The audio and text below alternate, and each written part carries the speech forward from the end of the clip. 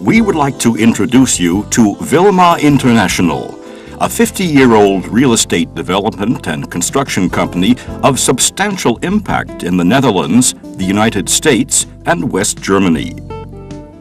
The story began on January the 1st, 1939. Two young men named Maas and Willemsen, of a combined age of 44 years, started a business as subcontractors. Their first job was in the construction of the St. Louis boarding school in Weert. It was their last job for a while. 7 months later, World War II broke out. The Netherlands mobilized.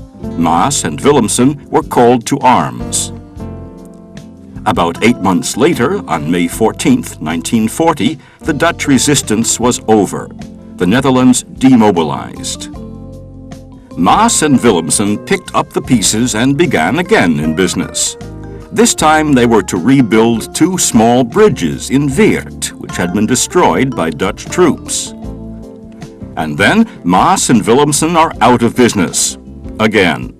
They build no bunkers, no airfields. They hid their equipment and went underground. They will not re-enter business until the Netherlands has finally been liberated on May 5, 1945. In Brabant and Limburg, areas of southeast Holland, their reconstituted company undertakes restoration of farmhouses. And after that, the construction of houses at a steadily increasing scale. Until 1952, when Wilma obtains its first large-scale contract. Construction of 860 homes, complete with new infrastructure in Maastricht. The project, called Nazareth, is for 10 million guilders, a very substantial sum at the time. Nazareth remains a desirable project today. Wilma's first division in Weert rebuilt much of the Nazareth district to meet present-day needs. In 1956, Wilma reached new heights, quite literally. The construction of the nurses' home at St. Joseph's Hospital in Heerlen. It was, at that time, the tallest building in Limburg. In 1959, Wilma undertook the crowning achievement of the first 20 years of its operation. St. Martin's Tower in Weert was restored in all its glory.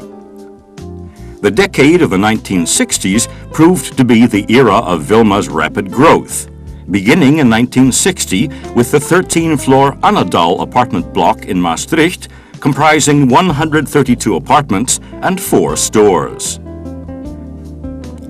In the same part of the country, South Limburg, 331 houses and 96 apartments were then built for the Kerkrade Town Council and 34 single-family homes for a local housing association. Its Roldukkerveld project typifies housing construction in those years. By the end of the decade, Wilma has grown from a small local contractor building 2 little bridges to the biggest construction firm in the south of Holland. Annual volume first exceeded $1 million in 1950. By the end of the 50s, it was 10 million, and by the end of the 60s, 100 million. 5 years later, Wilma became the largest residential builder in the Netherlands, a position it has maintained to the present time. This success was based on its constant efforts to improve the construction process. Wilma utilizes state-of-the-art methods for concrete construction and was the first Holland builder to introduce wood frame construction. Here we see projects in Nieuwegein and in Lelystad. Wood and rock wool offer excellent insulation at a fraction of the cost of the historic Dutch brick-built home. Far more flexible floor plans are possible.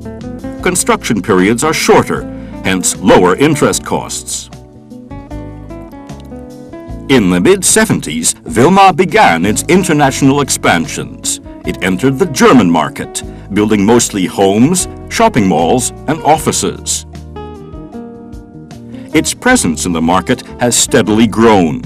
Presently, Wilma has 40 housing projects under development and construction. As in the Netherlands, the West German company is also now very active in inner-city renewal and in office construction. In the mid-1970s, Wilma crossed the Atlantic to the land of unlimited possibilities, the United States.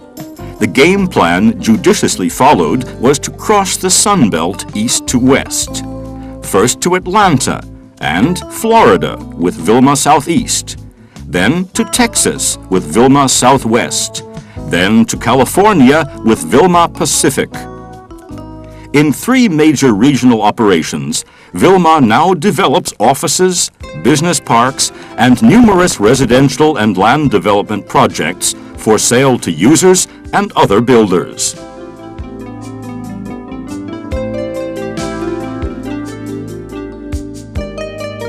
Over these last 15 years, Wilma has continued to expand its activities in the Netherlands, where it is not only officed in Weert, its hometown, but also in Den Haag, Amsterdam, Rotterdam, Utrecht, and various other regional centers. The poet Gerrit Achterberg once wrote of The Hague, "You tap it and it sings." And it does sing, inside and outside, as evidenced by the new music theater, a noteworthy Wilma project. Or by a much more prosaic edifice, the new Shell headquarters building built to the explicit requirements of the Shell management, that its new complex give the impression that it had always been there. Its architecture had to merge with its surroundings. But the surprise comes when you step inside. Perhaps The Hague is, after all, a city which values inner peace more than outer display. Other important recent projects are the new court building in Breda and the Hunsehuis in Groningen, situated close to the rail station and the head office of the Central Posts and Telecommunications Administration. Here, the new town hall in Almere, a community which wants to establish its own identity and not be known as a suburb of Amsterdam. And once again, we return from our travels to Southeast Holland, the region of Wilma's birth. As the area's dominant builder, Wilma has produced projects ranging from almost countless housing complexes to the provincial house, the seat of local government, and a somewhat controversial project. Nobody can deny that this building does not radiate something. Certainly, in one respect, it is a genuine Dutch building. It is built on 735 piles. And even its critics admit that it radiates what Maastricht seeks to be, the Little Hague of the South. Now let us visit the MECC, which we believe is the crowning jewel of the Maastricht region.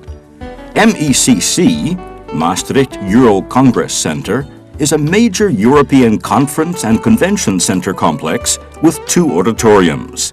One with 1,100 seats, one with 550 seats, designed with a common stage to be used separately or simultaneously at a capacity of 1,650. But the MECC has more to offer. Conference room accommodations, halls for exhibitions and fairs, catering and hotel facilities, and a retail center. The multi-party venture to produce this exciting modern mixed-use complex is unique. Spearheaded by Wilma Design and Marketing Plans, the project was developed through the joint venture efforts of Wilma, regional and local authorities, investors, financiers, and many others.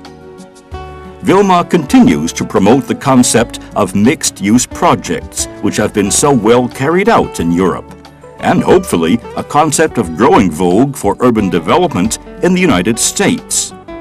Here we see in Rotterdam, in the Old Harbor, also known as the Spanish Quarter, perhaps the most convivial new project in Rotterdam, with a variety of housing accessible to terraces and restaurants and other places for people to find a quiet spot in the heart of the city. Also, close to the Old Harbor, we see the Boompjes, 3 snow-white 240-foot apartment towers, with a stunning view over the River Maas. Next, we see an important new project in Germany, the Sophienhof in Kiel. What is seen as a modern, attractive shopping center featuring a glass roof 2½ football fields long opens to a gathering place in the heart of the city, built over the railroad where you can live in your quiet apartment, shop in peace, or enjoy a cultural event. And this meeting place features many restaurants and cafes. We think Sophienhof is exemplary of modern urban planning, with shopping and living areas directly serviced by a public transportation interchange, train and bus, all in a single structure which attracts some 40 to 50,000 visitors daily. Wilma is also promoting in Europe and the United States another major concept of its urban planning, the airport-related business park we call trade ports in the United States and Transpolis in Europe. Here we see Atlanta Trade Port now under development and master planned for 5 million square feet of offices, industrial and transportation-related uses, retail and hotels. Atlanta Trade Port is a joint venture between Wilma, Mitsui and Shimizu. Other major trade ports are under construction at the Jacksonville, Florida airport and in Houston, Texas near its international airport. In joint venture with Holland's Posts and Telecommunications Service, the PTT, and Philips, Holland's major contributor to the world of electronics, Wilma is developing Transpolis at Schiphol Airport in Amsterdam, a state-of-the-art modern communications-oriented business park, offering each occupant the most up-to-date communication media, automated systems, data networks, videotape, video telephones, everything required by a modern enterprise, all specially developed to the occupants' needs, with particular attention to users involved in world trade. Venlo Trade Port is another example, a variation of the theme. Here in eastern Holland, near the Ruhr area in Germany, is an ultra-modern center for storage and distribution of road and rail freight to and from the Dutch transit points. The Rotterdam container firm ECT, Europe's largest, will build an inland rail container terminal here. Wilma is developing the adjoining commercial site. As a final example of Wilma's flexibility, we see Thermae 2000 in Valkenburg, a very modern thermal bath and air resort. And it goes on, many other exciting projects like these are underway. But where do we go from here? What will the future hold? Planning? Yes. Development? Yes. Construction? Yes. But the developer must be flexible to respond to ever-changing needs. He must carefully integrate detail without losing sight of the overall objective, to produce cost-effective products of quality and originality. Wilma has the courage to take the financial risks attendant to new ideas when based on sound, integrated planning. This is the philosophy Wilma will carry into its next 50 years.